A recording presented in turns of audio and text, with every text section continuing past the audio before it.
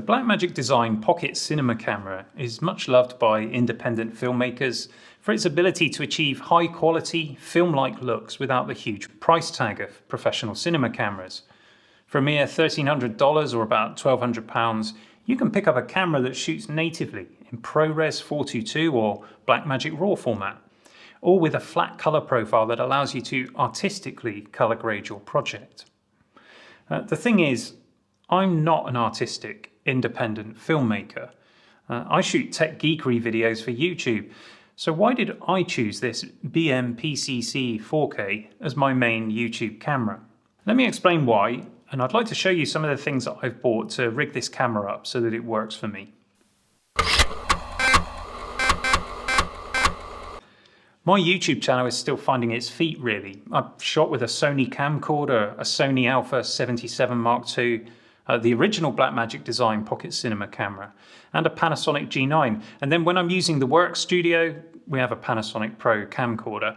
And all of these different cameras, they have their pros and their cons. The original pocket cinema camera was great at some things, but it had some pretty huge flaws as well. I actually gave up on mine and sold it in the end. But about the same time, I switched from Sony to Panasonic for my photography. And since the Panasonic G9 is such a great camera for video too, I've been using that. The issue is that I bought the G9 for photography, and I don't want to have to de-rig it every time I go out to shoot pics, and then have to rig it all back up again for shooting some video. So for me, the ideal is to have a separate video camera and a separate camera for my stills photography. When it comes to video cameras, I've always liked the camcorder format for a studio setting, and I really like Blackmagic's equipment. We use their ATEM switchers and capture devices for live events, so I was thinking about maybe investing in the Ursa Mini camcorder, but those aren't cheap. And when I did my research, I found out that the Pocket Cinema camera has the same operating system, and it can achieve similar results for less money. You can control this camera as a live camera from the ATEM equipment, which will be really useful for live events work. I should point out that the $1,300 price tag that I mentioned for this 4K version only gets you the camera body, a charger and a battery. So to make this camera usable, you have to add more to it. At the very least, you need a lens, but most users would build a complete rig to suit their specific needs. So you need to view the camera as more of a starting point. And of course, there is also a 6K version of this camera. I haven't used it, so I'm not going to be specifically commenting on it in this video. However, most of what I'm talking about will apply to that camera too. So let's start by taking a look at the camera itself. It's a nice looking thing, it's lightweight, it's made from a carbon fiber composite. Some people think it feels a little cheap compared to other cameras in this price bracket, but I quite like it, and it feels very comfortable in the hand. So you've got the shutter button right where you expect it to be. And actually there's a second shutter button on the front of the camera as well here. And that's quite useful if you're sat in front of the camera and you need to operate it from the front. There's also a photo shutter button at the top here, and that's for capturing still images. And then at the front we've got a control wheel, which I use to change aperture and control my exposure. And behind that we have three buttons, one to quickly select your ISO, one is for the shutter speed, and one is for setting white balance. And behind that we've got the power switch and then three user configurable function buttons. That's really useful. On the back is this fabulous 5-inch LCD touchscreen. The menus are all really easy to navigate and make sense of, because the Blackmagic OS is really clean. And that's another thing that draws me to this camera. You never get lost in a sea of unnecessary functions and controls that you'll never really use. And next to the touchscreen we've got these four buttons. There's one here marked HFR, which stands for high frame rate. I'm typically shooting at 25 frames per second, which is appropriate here in the UK. In the States you'd probably choose 30 frames per second. And I've got the high frame rate set to double that at 50 frames per second. So if I want to shoot slow-mo, it's just one button press. Though of course, if you increase the shutter speed, you also reduce the amount of light being captured, so you may need to balance your exposure depending on the circumstances. Now we've also got a zoom button, which just helps you to magnify the screen and lock in your focus. We've got the menu button and the playback or review button. And above that we've got two more buttons. One is to set the iris or the aperture automatically, and the other one is for autofocus. It's not a sophisticated autofocus, it's a contrast detection system that just works when you press the button. There's no continuous autofocus, there's no subject tracking or anything like that. But for me, this works fine because I don't move around in the shot much and I prefer to manually focus. Now to the front of the camera, we've got a micro four thirds lens mount, and then you've got the microphones, the inbuilt microphones either side of it. And the holes here at the top of the lens mount, those are vents for cooling the sensor. Speaking of which, it's a micro four thirds sensor with 4096 by 2160 resolution. Blackmagic say there are 13 stops of dynamic range, and the sensor also has dual native ISO, which gives it a decent low light performance. I'm a big fan of micro four thirds cameras, and they work really well for video. I'm fairly sure that the sensor in this camera is a Sony sensor, much like those that Panasonic use in the G9 and the GH5. Now, on the side of the camera here, we've got these rubber covers over our I/O ports, and from top to bottom we've got a 3.5mm mic jack and a 3.5mm headphone jack. Then you've got full-size HDMI, and then on the bottom we've got a power input, USB-C and a mini XLR mic input supporting phantom power. On the opposite side of the camera is the memory card compartment, featuring a UHS-2 SD card slot and a CFast card slot. One of the great features of this camera is that you can record directly to a USB-C external SSD. And I use the Samsung T5 drives, which I've reviewed recently on the channel. But one thing that you need to note is that if you plug in an SSD, it takes the place of the SD card in the system. So you can have CFast and an SD card, or you can have CFast and an SSD. This makes sense because SD cards is probably the format you're least likely to use because it might struggle with some of the higher bit rates that this camera can shoot. On the bottom of the camera we have the battery compartment, which takes Canon LP-E6 batteries, and you'll get somewhere around 40 minutes off of a single battery. This is one of the biggest complaints that you'll find in different reviews that you'll see on YouTube. It's not a massive problem for me to switch batteries, but I can see why that would be really annoying if you're out on a shoot. But there are lots of solutions to this, and many people are using V-mount batteries on their rigs so that they can get all-day shooting. Something that's important to know though is that you can use the camera whilst it's plugged into the mains using the supplied charger. For me, sat in my home office, that's exactly what I do. But I also bought a few batteries just in case I want to take the camera anywhere. And I like these Numoa batteries. They seem to be pretty reliable, they're inexpensive, and they come in these really neat plastic containers, which I really like. So that's a good overview of the camera itself, and I'll add in some more detail as we start to talk about the rig and the accessories that I'm using with it. As with any camera, there are things that I really like, and there are some things that I really don't like. The basis of any rig is the cage that goes around the camera. A small rig and tilter offer some really nice solutions for this, but I actually went for the tilter option, even though it is more expensive. I really like the contours that fit around where you're going to handle the camera and the grip, and they just really make it nice and comfortable to hold. I like the colour of the cage as well. It just looks like a really nicely made thing, so I thought it was worth the money. And I bought a kit which contained the cage, the top handle, an HDMI adapter, a Samsung T5 SSD mount and a USB cable. And I paid about £220 for it. And through the video, what we'll do is we'll just show prices converted from English pounds to US dollars. But bear in mind that the price in the US will probably be a little bit different. You also need to know that in the UK, all of our prices include 20% VAT, which is our sales tax. So let's build the rig, starting with the cage. There are mounting holes on the top and on the bottom of the camera. But it's really important that you don't attach or just mount a carry handle, for example, onto the top thread here, because it's not strong enough. If you had a big lens on the front, you could end up stripping that out and the camera would end up falling on the floor and breaking perhaps. So we have two bolts on the cage that are going to secure into those slots, which are done up with a hex key. What I like about this cage is that it has the hex key stored in this nice little space here and held in with a magnet, which I think is really neat. So let's go ahead and put the cage on. I don't know if you're going to be able to see it on the camera, but this little bracket here ensures that we get a nice secure fixing to the bottom of the camera.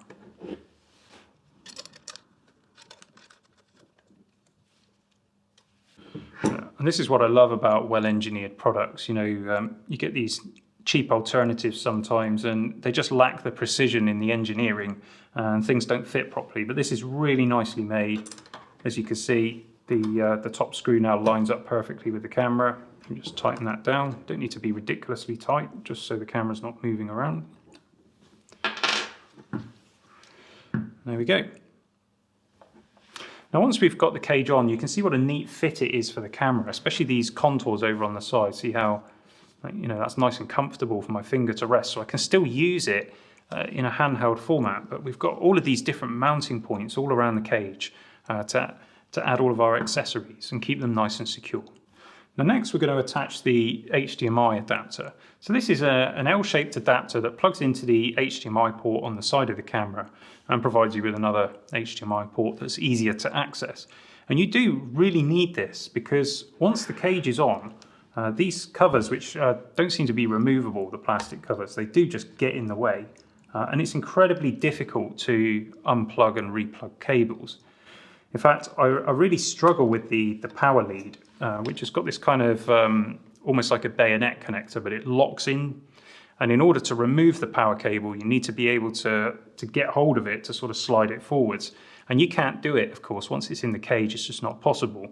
I end up sort of tugging on the cable and then prodding my penknife in just to try and get it out. So I don't like that very much. I wish you could remove these covers, and I wish that Blackmagic had thought about that a little bit more. But in order to attach this, all we do is open that HDMI cover. In fact, we need to open all of the covers. And as you can see, it's fiddly and they get in the way. But once we've done that, we can just plug it straight in, and you'll see that, again, nicely engineered. It lines up perfectly with the hole, and it just screws in there. Now, there's no nice neat screwdriver hidden away somewhere on the cage, so this is a job for the trusty Swiss Army knife again. So we'll just screw that in nice and tight. And now we've got a really neat solution for our HDMI port that's attached to the cage, and it makes it really simple now to plug and unplug the HDMI cable. Now, we're going to be using that to connect a monitor in a moment, but I just wanted to show you the HDMI cable that I bought. I got this from Lindy Cables in the UK. I think this was about £15, something like that. I've got two different lengths actually. I think this is the longer one. I can use the shorter one if I'm only having the monitor pointing towards me, but if it's pointing the other way, then the HDMI port is on the other side, so I need the longer cable. What I like about these cables is that, you know, this is a proper 4K HDMI lead, but it's very thin, as you can see. Very slender cable, it doesn't get in the way, you can easily thread it around the rig. So really pleased with that, very high quality.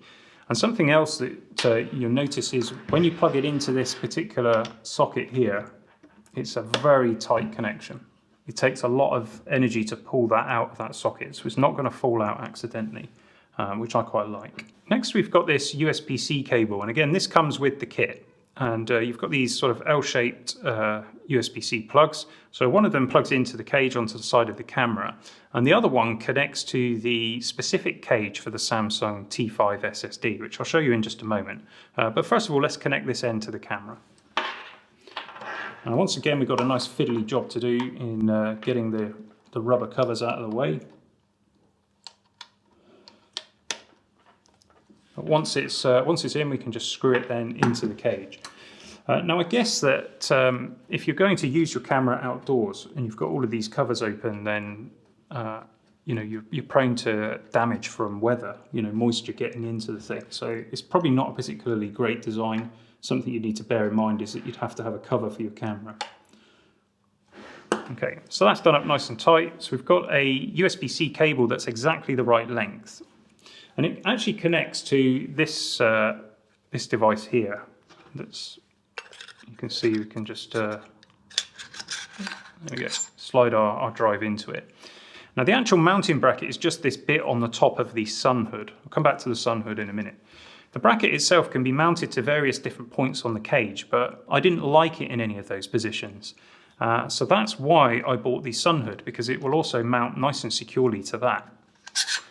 And you will need a sun hood with this, because whilst the screen is really bright, if you were using it out in direct sunshine, you will find that it's not bright enough. There's too much glare coming off of it.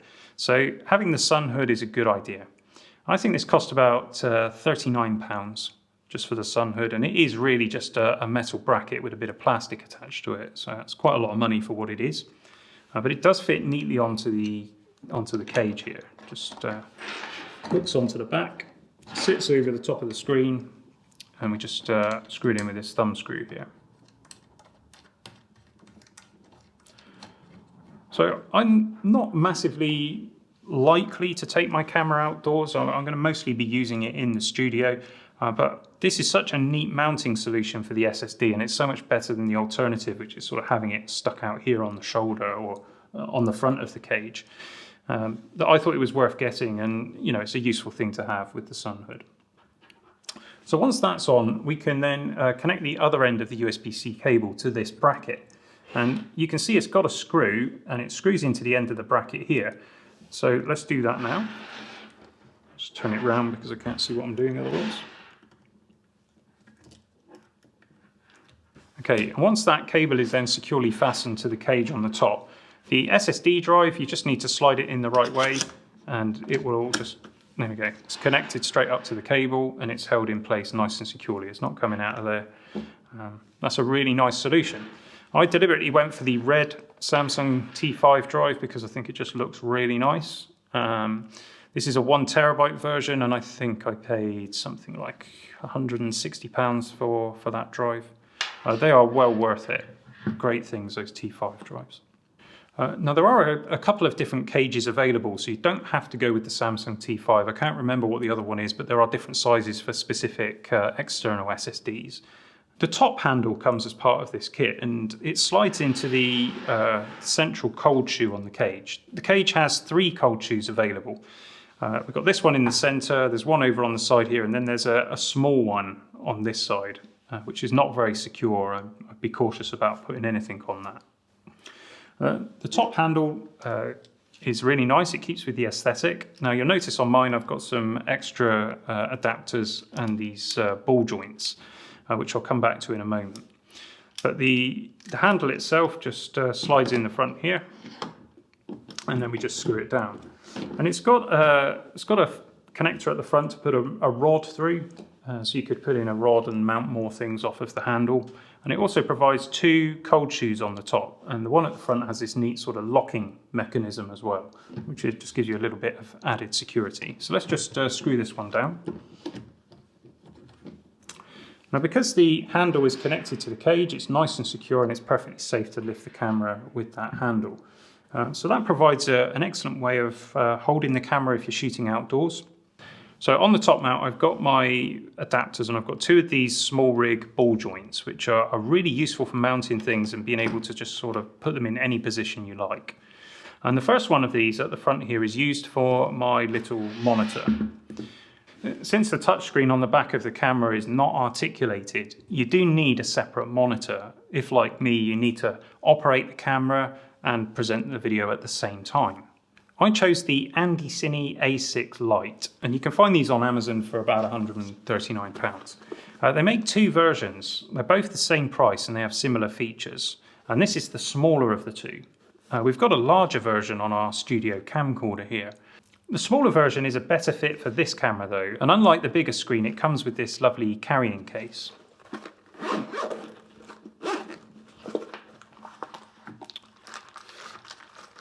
The screen comes supplied with this bracket, which is intended to sort of slide into a cold shoe mount, and then the side of the screen connects up here. It also provides an additional cold shoe mount on the side. But I find this bracket very clumsy because if you're having the screen facing you, it's going to be one way round. If you want to then have the screen facing backwards, you've got to take the bracket off and turn it around, which is not ideal. It also adds a bit of weight, and it's just not necessary, which is why I just swapped it out for the ball joint on here. So the screen itself, it's a nice little unit, and it does come with a fold-away plastic sun hood, which just attaches via Velcro. So that's a nice, neat thing to have. You probably want one of these screens, even if you're not like me, just sort of presenting to camera. If you're outdoors shooting, that lack of articulation on the rear screen can be a real problem. If you're holding the camera down low, you want to be able to see what you're shooting. So just having a little monitor like this that you can connect to a ball joint and have it at any angle you like will be really useful and help you get the shot that you need to get. It says Andy Cine 4K on the front, and that's because it will take a 4K HDMI input. But the resolution of the display is actually 1080p. And it's got a few functions built into it, like focus peaking and histogram functions, amongst other things. It's just a great simple solution. You've got also an HDMI out and there's also power outputs. So in theory, you can put a big battery on this monitor and then use it to power your camera. But unfortunately, it doesn't provide enough output for the Blackmagic Pocket Cinema camera. And because this is the smaller version of the screen, it has a dual battery mount. The larger version takes the Sony MPF batteries, whereas this one can take the MPF batteries, but it can also take the Canon LP-E6 batteries. Push the Sony ones on this way and the Canon ones on this way. And of course, that's the same battery that's used in the camera. So you can have one set of batteries for both camera and your monitor, and that's really useful. In the studio environment, I use the rear touchscreen in false color mode so that I can check my exposure. And then I have this monitor facing forwards so I can use it for focus peaking and composition.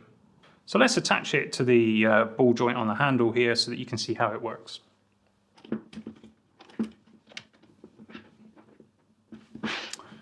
And there we go. Very simple, easy to use, very easy to change the angle of the display. The other ball joint that I have here on the side of the handle is used to attach my audio recorder. In this case, a Tascam DR40X. The onboard microphones on the camera are actually pretty good. There are 4 of them and they do a decent enough job, but they're just obviously not good enough for quality audio. So I've recently started using the Sennheiser MKE600 microphone. That's this one. It's a good shotgun mic, it has a decent rejection of room reverb, and they cost about £240 each. It needs phantom power, but you can power it with a single AA battery inside, and apparently the battery will last something like 140 hours. It makes no difference to the audio quality if you use the onboard battery or if you take phantom power off your audio recorder. So I typically use the battery inside the microphone just to avoid draining the battery on the audio recorder. Now I did try this microphone with the Sennheiser KA600 adapter, which takes an XLR into a 3.5mm jack. And I tried this on the Blackmagic, but the results were very poor. The audio quality itself is fine, but the preamps on the camera, even when you set them to maximum, are just nowhere near loud enough. And this is another common complaint with this camera. In fairness, recording audio separately to an audio recorder is a more professional way to do things, so I'm not overly bothered by this problem. Now this audio recorder is about £150, it's not the best in the world, but this combination seems to work just fine for me, and as it's mounted on the ball joint, I can have it facing towards me for nice easy control from the front of the camera. Let's get it mounted up so you can see how that works.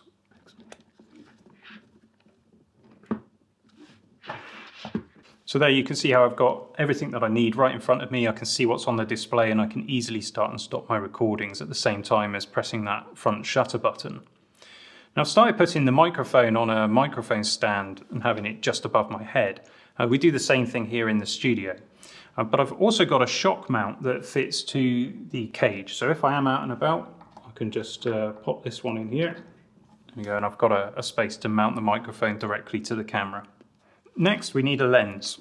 Now when I bought my Panasonic G9, I got it with this fantastic 12-60 Panasonic Leica lens. Now, it's got the Leica name on it, but it's made by Panasonic with Leica glass and using their manufacturing formula, I believe. But this is a high-end lens, and it's a 24mm to 120mm full-frame equivalent, which is pretty flexible. f2.8 at the wide end, which closes in pretty rapidly as you zoom in down to f4. But the best bit about this lens is that it's optically stabilized, and I can confirm that this works with the Blackmagic camera.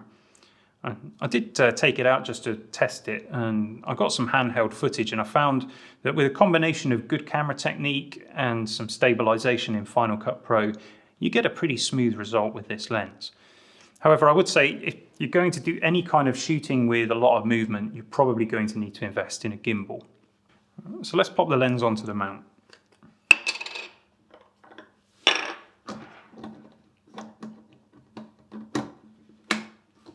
Yeah, I think this lens really looks the part with the camera. It's a nice professional looking lens with a professional looking camera. It's great. I would say though, there are lots of options around for a lot less money than this lens would cost you. I think to buy this separately is about £600 or £700, but certainly any of the Panasonic or Olympus glass will work really well with this camera. Now finally, I've got the Parrot Padcaster, and this is a small lens mounted teleprompter for use with a smartphone. If you've not used or seen one of these before, it's basically just a translucent mirror which reflects whatever's on the screen of the smartphone. The camera shoots straight through the mirror, and you can see the text from the teleprompter apps running on your smartphone, but the camera can't. Using a teleprompter can be a big help. And in fact, I'm using one now just to present what is, let's face it, a pretty long piece to camera. The teleprompter means that I don't have to learn my lines and that I don't have to do loads and loads of different takes. And this really speeds up the filming process, but it also massively speeds up editing, and it vastly reduces the amount of storage that's needed for video files. And that's a good thing, because the files that this camera generates are huge. There's quite an art to using a teleprompter. It's difficult to read a script and still sound like you're being natural. But with a bit of practice, it does in fact make your life so much easier. When you've got limited time for shooting content, as I do, then it's worth the investment. And in this case, that investment is about £120. The Padcaster comes with a selection of mounting rings. You simply choose the right size ring for the thread on the end of your lens, you screw it on, and the Padcaster slides on. So let's have a go at that now. So this lens has a 62mm screw thread on the front. So I'll just search through my little pile here of threads. They're all labelled up. In fact, there it is, 62mm. Just put those to one side. Now this just then screws into the front of the lens. And if you're concerned about the weight that you might be putting on the end of your lens, the Padcaster doesn't weigh very much at all. It's a plastic construction. Let's just take out this. There we go. And you see it's got a plastic cover on the front here. So there we go. Perhaps you can see that now. You can probably see me through the mirror, but if I angle it down, you'll be able to see that it reflects as well. So we just slide that onto the front of the lens.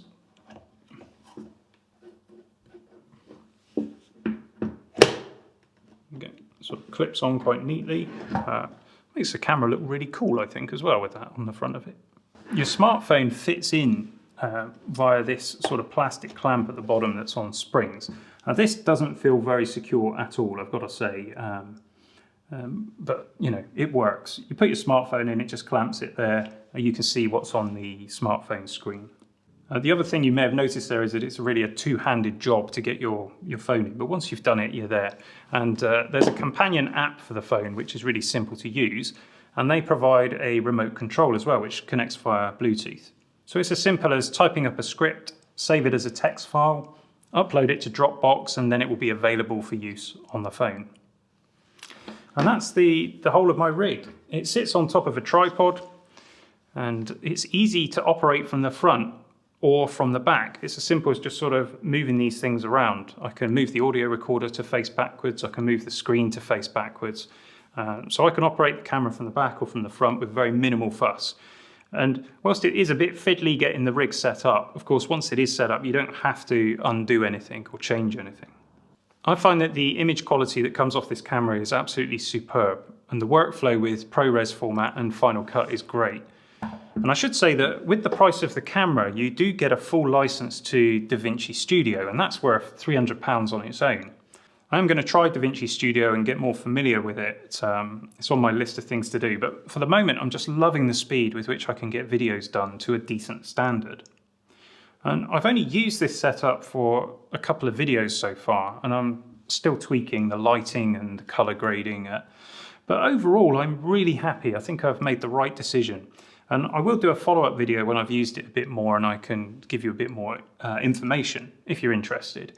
I'd also be happy to do some deep dives on some of this other kit that I've got here. Let me know in the comments section if there's anything that you'd particularly like to see. So does the Blackmagic Pocket Cinema Camera 4K make sense as a YouTube camera? I think it does. It's a great YouTube camera for my needs. I can shoot high quality video, I can grade it how I like. Final Cut Pro is optimized for ProRes, so editing files on both my MacBook Pro 13-inch and my 2013 Mac Pro, it flies along. It's really easy to do. Do you need this level of quality and control for YouTube? Well, of course not. But I'll use this camera for other work too, and it makes sense to me for my use case. And hopefully this video has been useful to you. Many people wouldn't think of this kind of camera for shooting YouTube content, but why not? It's not crazy expensive, and it's certainly a level above similarly priced cameras. If you've got an experience with this camera that you'd like to share, or you've got a question or whatever, just please leave it in the comments section. I love reading and responding to your comments. My channel hasn't got so big that I can't keep up with all of the comments, at least not yet anyway, so please post away. If you enjoyed this content, there's plenty more to come, so why not consider subscribing? And hit the thumbs up button too, or the thumbs down if that's your thing. Either way, I hope to see you again soon for some more geekery.